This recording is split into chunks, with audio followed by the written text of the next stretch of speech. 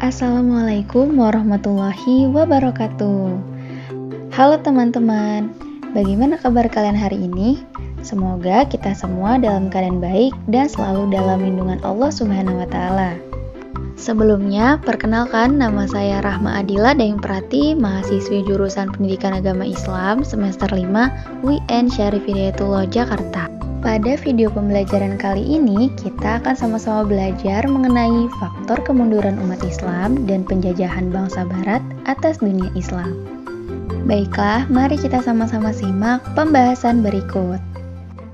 Pada pembelajaran sebelumnya, kita telah mempelajari bagaimana kejayaan umat Islam. Peradaban Islam berhasil menguasai hampir 2/3 wilayah dunia dalam kurun waktu 6 abad lamanya. Sejarah mencatat bahwa puncak peradaban Islam berhasil diraih pada kedaulatan Daulah Abbasiyah. Masa keemasan tersebut ditandai dengan kemajuan di berbagai bidang seperti ekonomi, ilmu pengetahuan, dan budaya. Bahkan seorang penulis barat terkemuka bernama Philip Kahiti menyebut bahwa masa dinasti ini sebagai the most brilliant period atau masa yang paling cemerlang.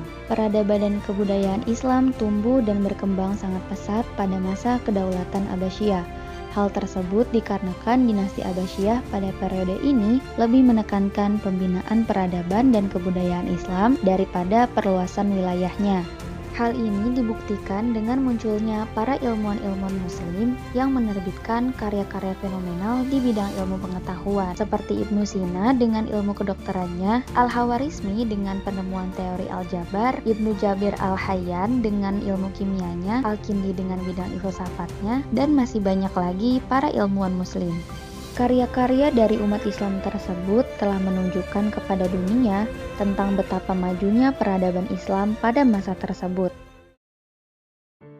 Kemunduran umat Islam tidak terlepas dari runtuhnya kerajaan Islam terbesar di Jazirah Arab yang pada masa itu kekuasaan dipegang oleh Daulah Abbasiyah. Menurut Badri Yatim, penyebab kemunduran dinasti Abbasiyah dipengaruhi oleh dua faktor, yakni faktor internal dan faktor eksternal.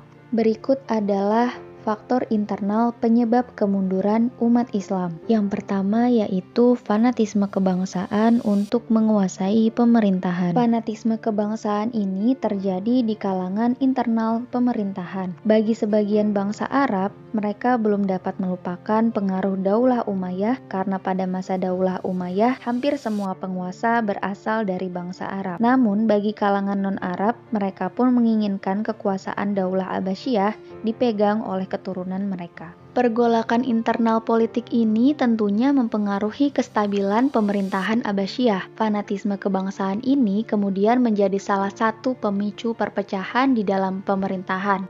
Pergolakan di dalam pemerintahan Abbasiyah ini memunculkan sentimen tertentu di kalangan bangsa Arab serta perselisihan yang semakin meruncing dan berbuntut kepada perebutan kekuasaan di dalam pemerintahan. Pada masa ini, persaingan antar bangsa untuk mendominasi kekuasaan sudah dirasakan, serta menjadi faktor kemerosotan politik Daulah Abbasiyah. Kemudian yang kedua yaitu kemerosotan ekonomi. Seiring dengan pergolakan politik yang terjadi di dalam kubu pemerintahan, perekonomian pun ikut mengalami kemunduran yang cukup drastis, sehingga memicu krisis ekonomi serta merusak tatanan ekonomi pada masa itu.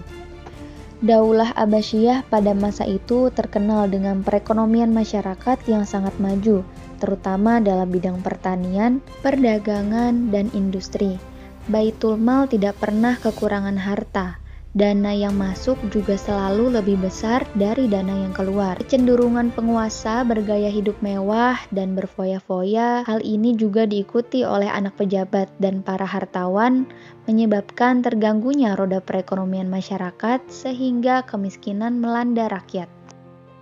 Munculnya kerajaan-kerajaan kecil atau yang disebut Al-Mulk Al-Tawaif.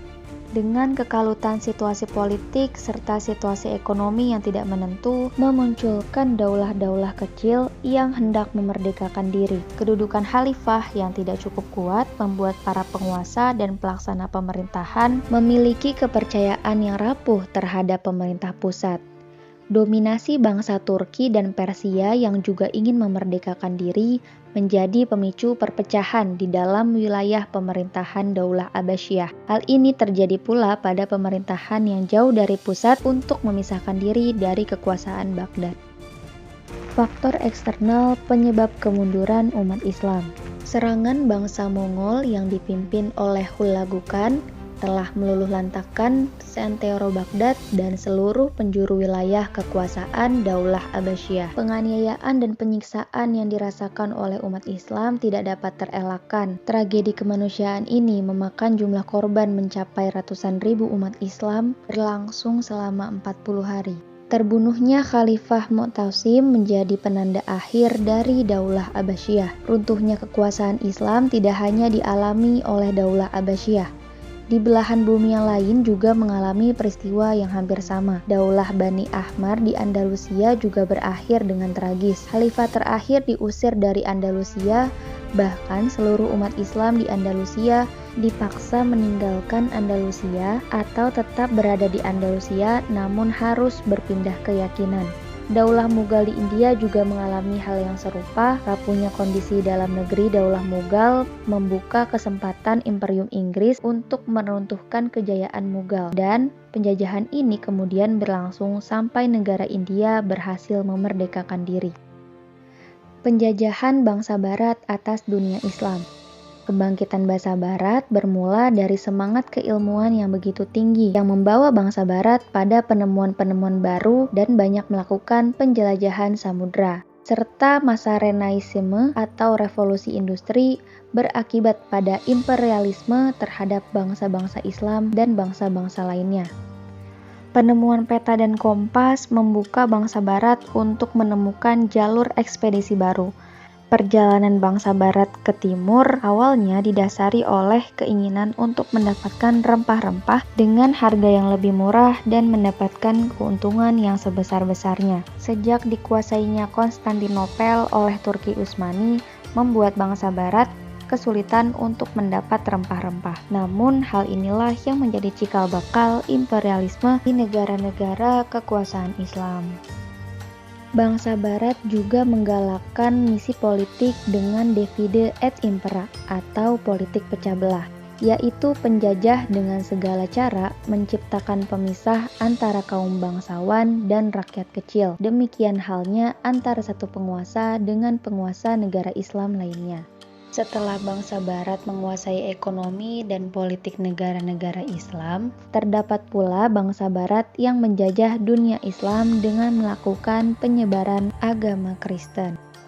Bangsa Barat memiliki 3 semangat, yaitu gold, glory, dan gospel. Gold yaitu semangat untuk mencari keuntungan, glory yaitu semangat untuk mencapai kejayaan dalam bidang kekuasaan, dan gospel yaitu semangat untuk menyebarkan agama Kristen di negara Islam yang dijajah. Imperialisme bangsa Barat telah berdampak luas kepada hampir seluruh negara-negara Muslim. Negara-negara Islam yang pertama kali dikuasai oleh bangsa Barat yaitu negara Islam di Asia Tenggara dan di anak benua India. Dengan persenjataan yang lebih modern, bangsa Barat mampu menguasai daerah-daerah kekuasaan Islam. Bangsa Eropa menjajah satu demi satu negara, yaitu Perancis menduduki Aljazair pada tahun 1830 dan merebut Aden dari Inggris pada tahun 1839. Tunisia ditaklukkan Perancis pada tahun 1881. Mesir pun berhasil dijajah oleh Inggris pada tahun 1882. Sudan berhasil dijajah oleh Inggris pada tahun 1889. Wilayah Jazirah Arab juga tidak luput dari sasaran penjajahan. Suriah dan Lebanon berhasil dikuasai oleh Perancis pada tahun 1918 Masehi. Palestina dan Jordania berhasil dikuasai oleh Inggris. Rusia berhasil menjajah wilayah Islam di Asia Tengah seperti Kaukasia, Samarkand, Bukhara, Uzbekistan. Hal tersebut merupakan imbas dari Perjanjian San Stefano dan Perjanjian Berlin antara Rusia dan Turki Utsmani. Syekh Amir Syakib Arsalan mengungkapkan beberapa pendapatnya mengenai mengapa umat Islam mengalami kemunduran. Yang pertama yaitu umat Islam sudah tidak benar-benar mengamalkan ajaran Islam sesuai dengan syariat.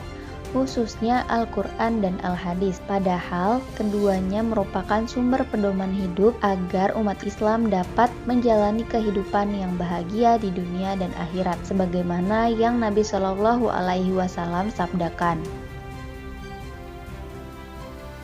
Yang kedua, umat Islam tidak mau bersatu dan terpecah belah. Padahal umat Islam diperintahkan untuk bersatu sebagaimana yang terdapat dalam Al-Quran surat Al-Imran ayat 103. Yang ketiga yaitu mayoritas umat Islam terlalu cinta dunia dan takut mati. Kebanyakan umat Islam lebih mementingkan kehidupan dunia dan melupakan akhirat. Padahal kehidupan dunia ini sejatinya hanyalah fata morgana sebagaimana yang telah dicontohkan oleh generasi pendahulu Islam. Mereka ikhlas dalam menjalankan misi sebagai hamba Allah tanpa melupakan kewajibannya untuk beribadah kepada Allah. Dan yang keempat yaitu mundurnya umat Islam disebabkan hilangnya semangat jihad. Jihad adalah satu kesungguhan untuk berjuang di jalan Allah Subhanahu wa Ta'ala dengan mengarahkan segala potensi dan kemampuan yang dimiliki untuk mencapai tujuan, khususnya dalam mempertahankan kebenaran, keadilan, dan keluhuran.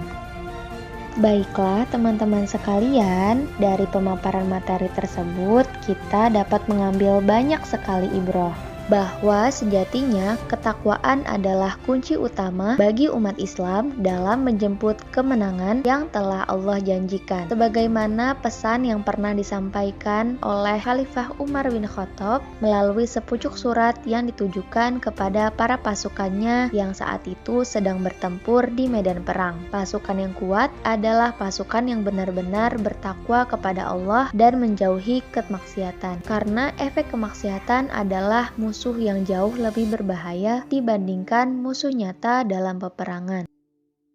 Teman-teman sekalian, peradaban seiring waktu akan terus silih berganti. Bertakwalah dalam segala keadaan untuk menjemput kemenangan, karena kekuatan manusia sangat terbatas, sedangkan kekuatan Allah tiada batasnya. Tidak ada kesuksesan yang diraih tanpa adanya perjuangan dan pengorbanan. Demikian pemaparan materi sejarah kebudayaan Islam kita pada kesempatan kali ini. Semoga kita semua dapat mengambil ibrah dan bisa terus memperbaiki diri agar lebih baik lagi. Terima kasih banyak atas perhatiannya. Saya Rahma Adila, pamit undur suara. Wassalamualaikum warahmatullahi wabarakatuh.